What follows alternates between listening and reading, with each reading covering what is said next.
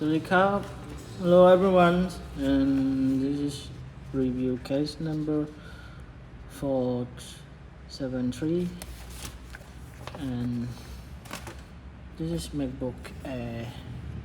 I think it's 2019 model 1932.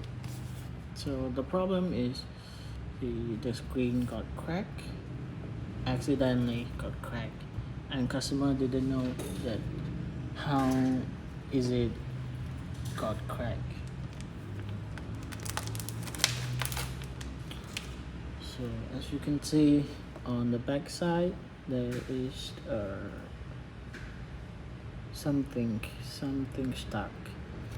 So something stuck and it's pressed when you close the lid, and maybe something, the dust or something rock, a small rock can make the screen crack easily. When you close the lid, it can crack the screen.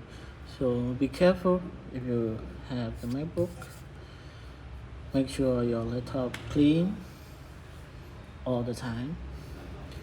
If you do have the screen crack you need for these services, feel free to contact us at this Mind service. We are available. So see you on the next video. Bye bye.